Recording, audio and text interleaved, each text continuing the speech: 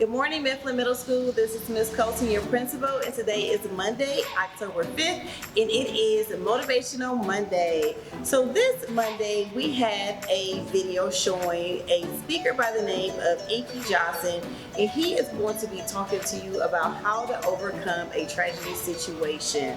So now, let's see the video. I said, I can't move. I said, there's a shock going through my whole body. I can't feel anything, man. I still remember the day I was in the film room watching film, and I was watching the California Bears, and my defensive backs coach, Larry Slade, came in the room. He said, Inky Johnson, I got some good news for you. And I dropped the clicker, and I said, Coach, what is it? He said, son, you're a projected top 30 draft pick. He said, all you have to do is play these next 10 football games. You're an automatic multimillionaire. I ran out of the room. I got on the phone. I called my mother and my grandmother. I said, listen. I said, after this season, our lives are about to change forever. And little did I know our lives were really about to change. The first game we come out, play against California Bears, I get an interception, we shut them down, we get the victory. Second game, we're playing against Air Force. It gets late in the game, found ourselves in a dogfight. And I approach the tackle like I approach any other tackle. And the way I'm approaching it, either I'm gonna knock you out or you're gonna knock me out. I'm 165 pounds, I can't play with anybody. But at the point of contact, when I hit this guy, something different happened that had never happened to me before in my life. I hit him and it seemed as if every breath in my body left. My body went completely limp. I fell to the ground. I blacked out. I looked at the doctor because I couldn't feel my right arm. They had poked me with all type of needles. Inky, can you feel this? Can you feel? I couldn't feel a thing. They took me back. They ran the CAT scans and they rolled me back into my room, and I'll never forget it. All in about a 15-second time frame. I was lying there in my bed. My father, he went to take a step in and he looked at me and he said, son, I can't do it. And he walked out. My mother, she came in. She was running. She kissed me on my forehead. She said a prayer. She said, Ink, everything is going to be okay. And she ran out.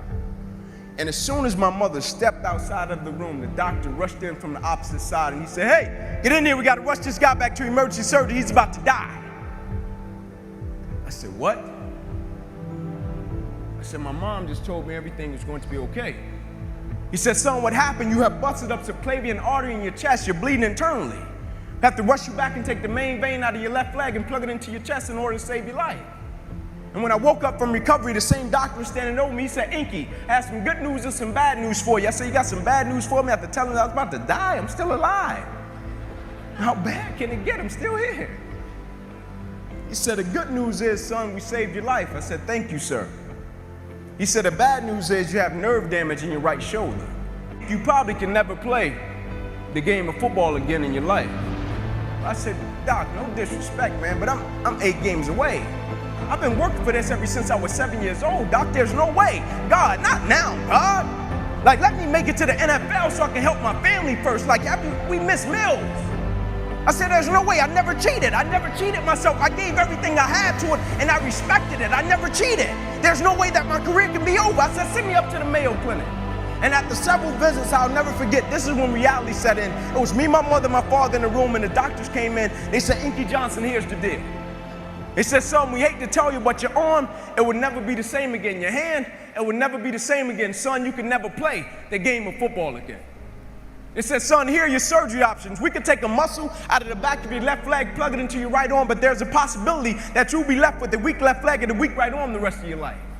Or we could take a nerve out of your left arm, reroute it up to your chest, down into your right arm, but there's a possibility that you'll be left with 2 weak arms the rest of your life. Or we could take a nerve out of your left rib, reroute it up to your chest, down into your right arm, but there's a possibility that you'll be left with a breathing problem and a weak right arm the rest of your life. By the way, tell us what you want to do in the morning. And the next morning I walked into the doctor's office. They said, son, what option did you choose? I said, no disrespect to you, doc. I'm not choosing an option. My situation is out of your hands. I said, no disrespect to you, doc. Cut me where you got to cut me. I said, I know I will come out of this situation okay. As I stand right here on this stage before you today, they cut me 6 times down my left thigh. They cut me 2 times across my right rib. They cut me 2 times across my right pec. They cut me 1 time across the left side of my neck, 1 time across the right side of my neck. They cut me from the bottom of my armpit all the way down to the bottom of my hand. And after they got through cutting on me, they said, son, you're going to be in this hospital for the next 40 days. I walked out of the hospital on the 3rd day. They said, you broke a record. How did you do it? And I said, first and foremost, the thing I want y'all to understand, I will never let a circumstance or a situation define my life.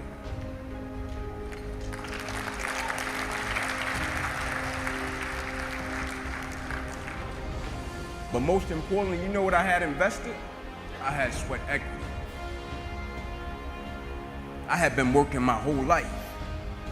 And what I didn't understand, by being determined to chase something, by being committed to it, and what commitment is staying true to what you said you were going to do long after the mood that you have set it in has left. You see, people think commitment is saying, yes, I'll do it on the days when it feels good. But I have been committed to everything that I ever started in my life, and I never stopped and I never quit it. And so by being committed to everything that I started, I finished it. It built a certain type of spirit. It built a certain type of mentality. It built a certain type of individual. And so now I couldn't quit even if I wanted to. I couldn't lay in the bed even if I wanted to. I couldn't stop even if I wanted to. I had too much sweat equity in my life and everything that I was doing.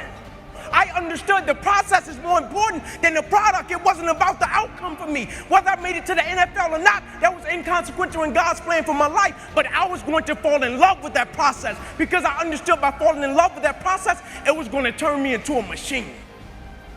A lot of people need a little extra money to get motivated. A lot of people need, whatever the case may be, a little bonus to get motivated.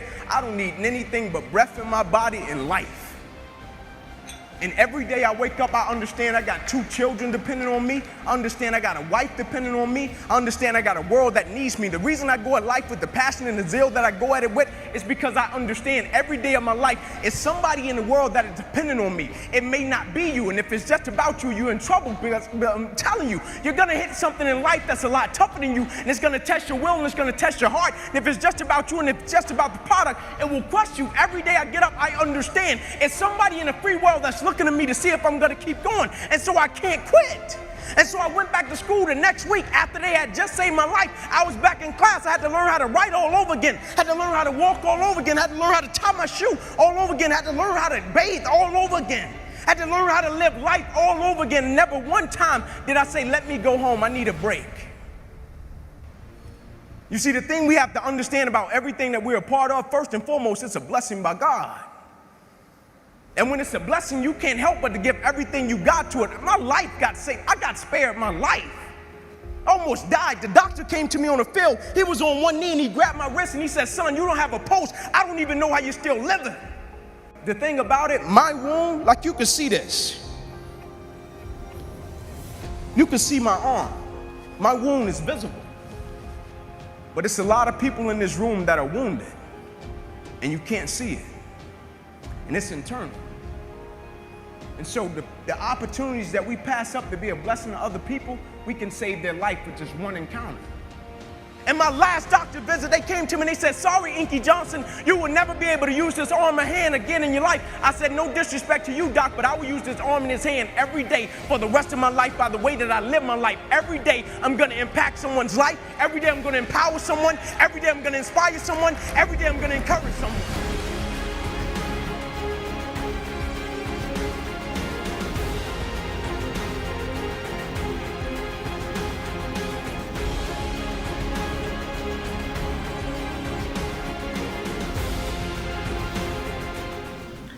So students, on Friday, I spoke to you about having a spirit week, the week of October 5th.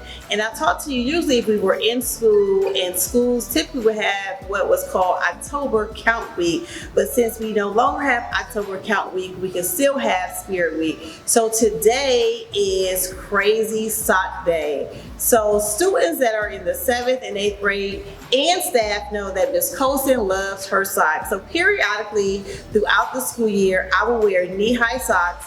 They don't match with anything that I wear. I just put on the sock depending on what my mood is. So I have on some, they're kind of mild, they're not really crazy, but I do have on some crazy socks that I am going to show you for Spirit Week. And don't forget to show off your crazy socks when the time is appropriate in your teacher's live Zoom classes.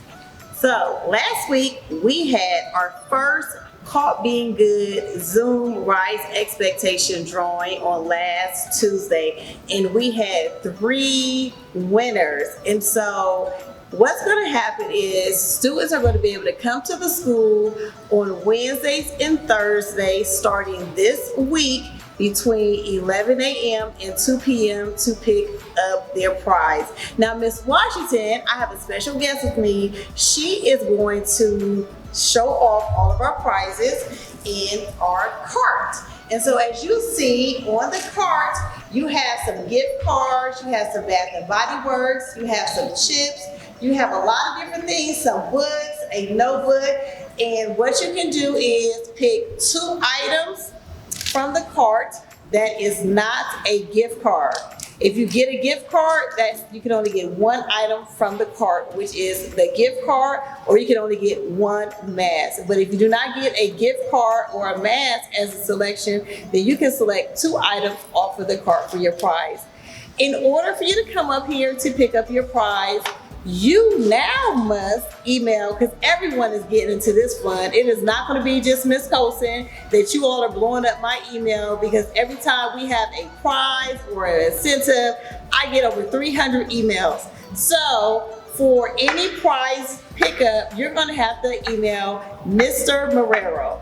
His email is going to appear on the screen. So if you were a winner last week, please email Mr. Marrero to figure out which day, either Wednesday or Thursday, between the times of 11 a.m. and 2 p.m. to pick up your prize. And don't forget, on Tuesday, we're going to do another drawing to see who's going to be our winners for this week. So don't forget, tomorrow is Crazy Hair Day for Spirit Week. I want to see who's going to come with some creative hairstyles. Now, I don't know if I really want to see your bonnet, because that means we don't get to see your hair. But let's have some fun and be creative with our crazy hairstyle for Crazy Tuesday. Don't forget, Suze, we are coming to the end of the grading period. It's very important that you are getting your work in, completed, turned in on time. Please make sure that you are taking your attendance every single day for all of your classes. If it shows homeroom on your schedule, that's town hall, please go in and take your attendance. That means if I'm watching town hall every single day, please make sure that you are going in, taking the attendance for town hall as well. And don't forget, most importantly, everyone achieves, no exceptions, no excuses. Have a great day.